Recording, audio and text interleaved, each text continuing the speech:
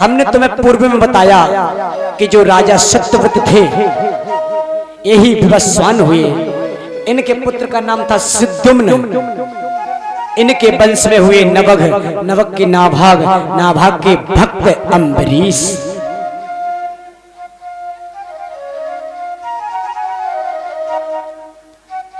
हमारा आप सभी माता बहनों से निवेदन है कि कृपया करके कथा बड़े भाव से सुने। बोलो राधा रानी सरकार की। ये अम्बरीश एक ऐसे भक्त थे जो एकादशी का व्रत किया करते थे भगवान के लिए, और ऐसी एकादशी नहीं करते थे। हम और आप तो एकादशी ऐसी व्रत रखते हैं कि जिस दिन हलवा, रबड़ी, रसमलाई, चमचम, कचौड़ी, पकौड़ी इत्यादि बनते। बोले क्या है? बोले आज एकादशी है। करते तो है फलाहार लेकिन हो जाता है फुलाहार। यह एकादशी के व्रत कैसे करते थे? देखिए माताओं से निवेदन है, 3 प्रकार की एकादशी होती है।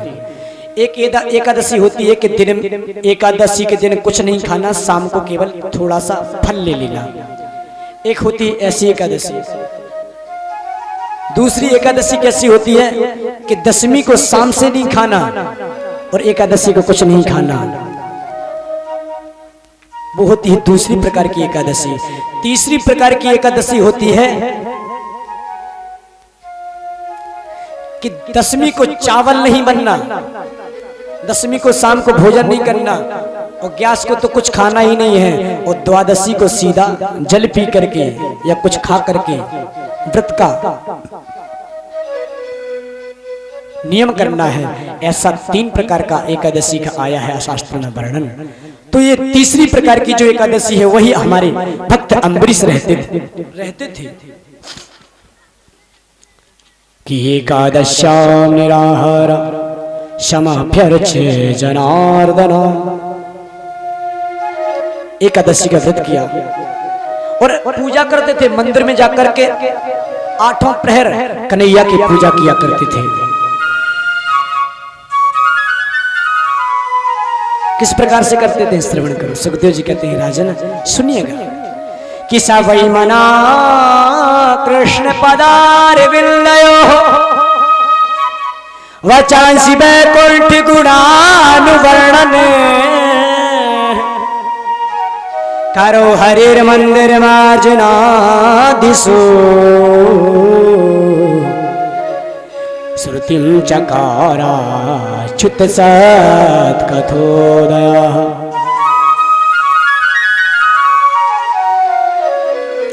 बोले संत समाज की जय, संत भगवान की जय। देखिए बीच कथा में यदि कोई संत आ जाए तो आप लोगों को नहीं समझ में आएगा कि हम क्या कह रहे हैं। बीच कथा में जब कोई संत आते हैं तो जो व्यास होता है उसको एक एनर्जी मिल जाती है, करंट मिल जाता है। कथा का एक दूसरा भाव बन जाता है। कोई संत कथा सुनते हैं, कोई ब्राह्मण आते हैं या कोई भगवान के भक्त आते हैं तो व्यास का ऑटोमेटिक भाव बदल जाता है कथा का। तो भगवान सुखदेव जी कहते हैं राजन श्रवण करो एक किस प्रकार से भक्ति करते थे कि सवै मना कृष्ण पदार विंदयो हो। भगवान की सेवा करते थे 8 प्रहर। तो एकादशी का इन्होंने व्रत किया।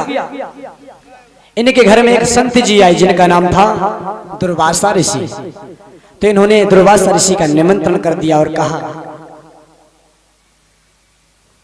दुर्वासा ऋषि का निमंत्रण कर दिया और कहा कि प्रभु आज हमारे घर में आपके भोजन होंगे।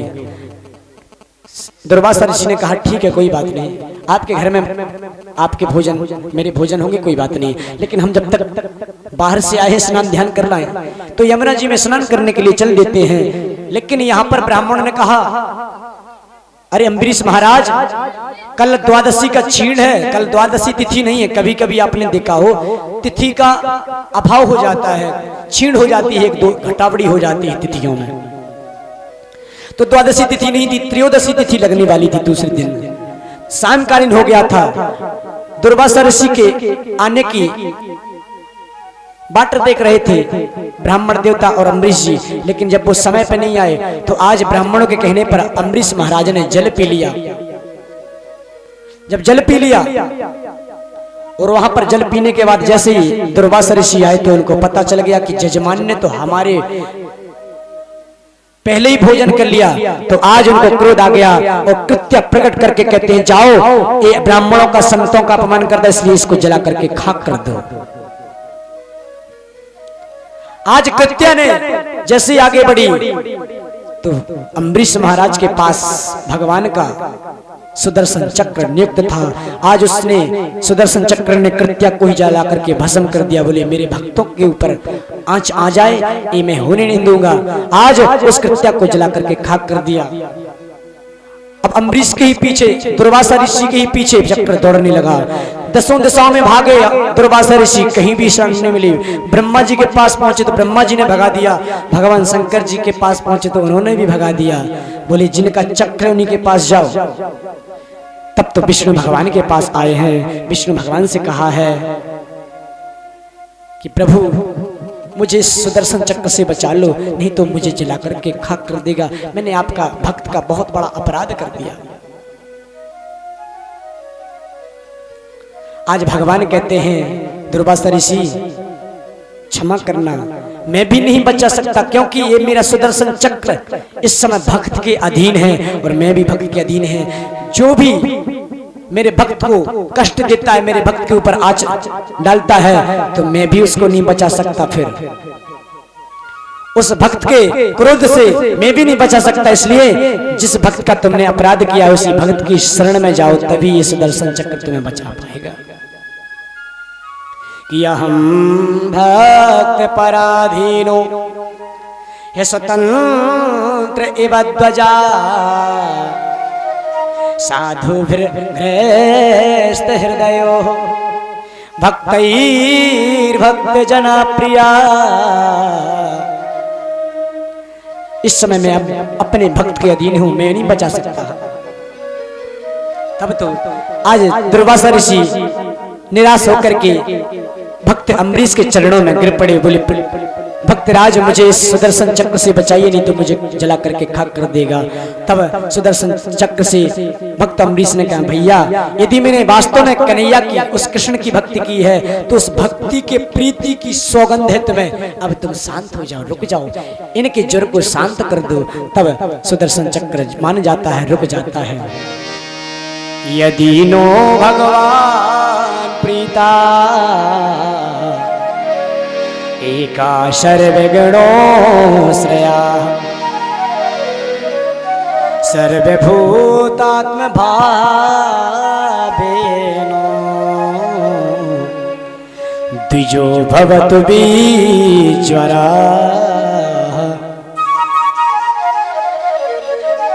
इन ब्राह्मण देवता का बिज्वर माने ज्वर को शांत कर दीजिए, पीड़ा को शांत कर दीजिएगा।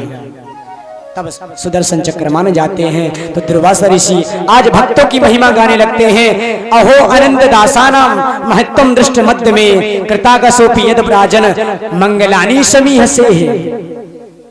आज मैंने भगवान के भक्तों को देख लिया कि जो भगवान के भक्त होते हैं उनका कोई भी बाल बांका नहीं कर सकता। आज इन भक्तों के चरणों में प्रणाम है। इस प्रकार से सुखदेव जी वर्णन करते हैं कि भगवान की महत्ता और भक्तों की महत्ता ये है कि कृत्या ने भी कुछ नहीं कर पाया। इनके ही वंश में मानधाता हुए, मानधाता के वंश में अम्बरीश हरिश्चंद्र हुए, हरिश्चंद्र के पुत्र हुए रोहित। ये जो मुसलमानों की उत्पत्ति हुई है इस गांव में भी हूं तो भैया वो भी सुन ले। भागवत के नवम स्कंद में आया है कि विश्वामित्र जी के 100 पुत्र थे। कथा कायदे से सुनना, 100 पुत्र थे। एक बार क्या हुआ, हरिश्चंद्र के कोई पुत्र नहीं होता था तो इन्होंने वरुण भगवान का ध्यान किया। वरुण भगवान आ गए, बोले वरदान मांगो।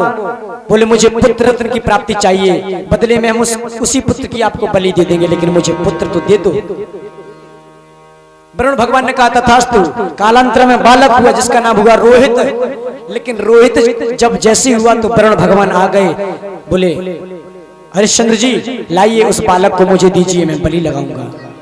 तो हरिश्चंद्र ने कहा अभी नहीं, ये तो अभी छोटा है, इस थोड़ा बड़ा हो जाने दो। इस प्रकार से क्रम चलता रहा। एक दिन रोहित को जब पता चल गया, हरिश्चंद्र के पुत्र को कि मेरी नरबलि लगनी है, तो वो जंगल में भाग जाता है, विश्वामित्र जी के आश्रम पे विश्वामित्र जी की सेवा करने लगता है। विश्वामित्र जी ने एक बार पूछा, बेटा तू रोता क्यों है बार बार? तब सारी बात बतला दी। तब विश्वामित्र जी ने एक सुनहसेपा नाम के एक बालक को खरीदा है और जाकर के हरिश्चंद्र के पास पहुंचे हैं। बोले हरिश्चंद्र तुम्हें अपने पुत्र की बलि देना है ना, इसलिए इस बालक की दे दो, लेकिन अपने पुत्र की मत दो। उसी समय वरुण भगवान आए, बोले बहुत समय हो गया तुमको बहाने बनाते बनाते, अब बलि लगाते कि नहीं? और जैसे ही बलि के लिए तैयार होते हैं वरुण भगवान, तो ब्रह्मा जी ने कहा, विश्वामित्र जी ने कहा, अरे वरुण भगवान आप तो देवता हैं, कोई देवी देवता किसी बच्चे की बलि लगाता है क्या, लेता है क्या? तुमने ही उसको उत्पन्न किया है और तुमने ही जन्म दिया, तुम ही उसको मारना चाहते हो, ये बात गलत है। बहुत समझाया, तब समझ में आ गया, तो चल करके पहुंच जाते हैं और रोहित बदले में घर पे रहने लगते हैं। और विश्वामित्र जी ने उस सुनहसेपा नाम के बालक को अपने जब घर पे लाया, तो अपने 100 पुत्रों से कहा कि बेटा इसको तुम अपना बड़ा भाई समझना। तो 20 बालकों ने मना कर दिया, बोले हम नहीं मानेंगे इसको बड़ा भाई। जब 20 बालकों ने मना कर दिया, तो आज विश्वामित्र जी ने श्राप दे दिया कि जाओ तुम्हारी बुद्धि मिलिच कैसी है, इसलिए जाओ तुम मोमडन बन जाओ। तो आज बंधु वो विश्वामित्र के ही 20 पुत्र इस सारे विश्व में मोमडन माने मुसलमान बन गए हैं। ये मैं अपने तरफ से नहीं बोल रहा हूँ, ये भागवत में 9वें स्कंद में आया है। और यदि आपको पूर्ण विश्वास नहीं है तो गर्ग संहिता उठा करके देख लेना। मुसलमानों की उत्पत्ति भागवत में आई है, जैन धर्म की उत्पत्ति इस भागवत में आई है, और यहाँ तक कि जो अंग्रेज उत्पन्न हुए हैं, जो इंग्लैंड बना है, ये भी भागवत में ही आया है। ये आपको सप्तम दिन की कथा में बताएंगे कि इंग्लैंड कहां से बना, अमेरिका जो अंग्रेज लोग हैं इनकी उत्पत्ति कहां से हुई, सारी कथा भागवत में आती है। बोलो प्रेम से श्री राधे राधे। इनके ही वंश में हरित हुए, हरित के वंश में वृक, वृक के वंश में बाहुक, बाहुक के सगर, सगर के 60,000 पुत्र हुए, जिनकी कपिल भगवान की क्रोध अग्नि दृष्टि से भस्म हो गए थे। तो आगे चल के अंशुमान हुए, अंशुमान के दिलीप हुए, दिलीप के भगीरथ हुए, जिन्होंने गंगा मैया को प्रकट करके अपने पूर्वजों का उद्धार किया था। बोलो गंगा मैया की।